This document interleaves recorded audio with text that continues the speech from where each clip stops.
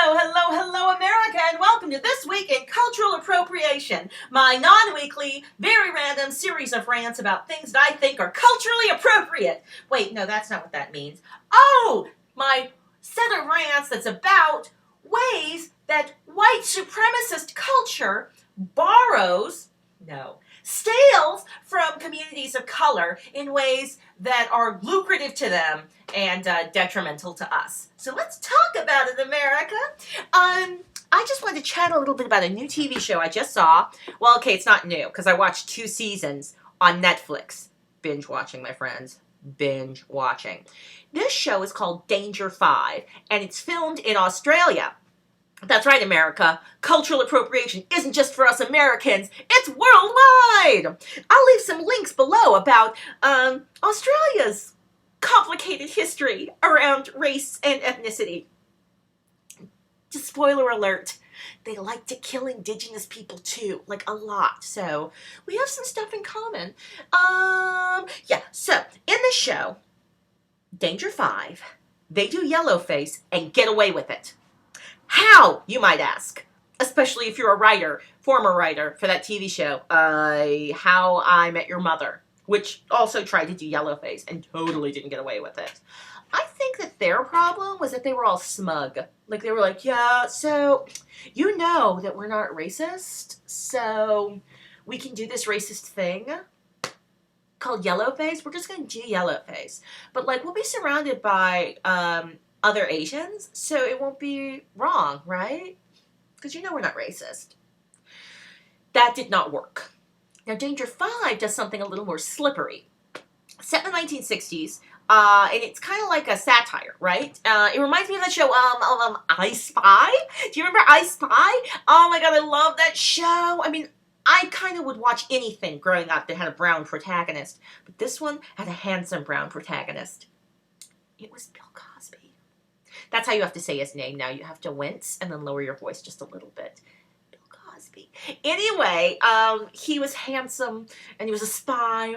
And I just thought that show was the bomb diggity. I recently rewatched it and was like, wow!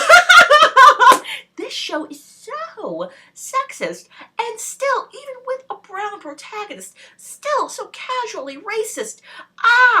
And nationalist. Oh my gosh. So, Danger 5 is taking all of those tropes and all of those problematic cultural practices that were just embedded into the narrative of these shows, and then it expands and explodes them so that they are unmistakably insane. Like the casual sexism of dismissing women and not allowing them to speak.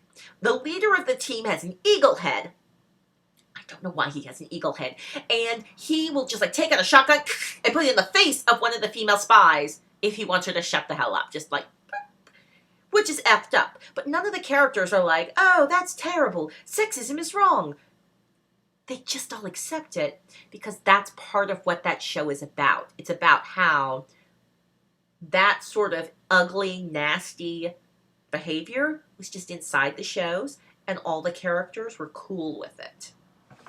In this episode that I'm going to talk to you about right now, Hirohito is jamming with Hitler. They're always trying to kill Hitler on this show. There's a lot of Holocausty kind of Hitler jokes that, again, the show's taboo, right? They make a lot of suicide jokes. It's just, but this show, I mean, okay, Hirohito's played by a white guy doing this. It's like straight up Mickey Rooney from Breakfast at Tiffany's. It's hella messed up. So, I'm about to turn it off because I'm like, yes, fine, Hitler jokes, I can deal with that. Suicide jokes, fine, but you've gone too far, TV show. And yet, they did it in a way where I didn't feel like writing angry letters to showrunners afterwards. And I'm like, how on earth did you do that, TV show?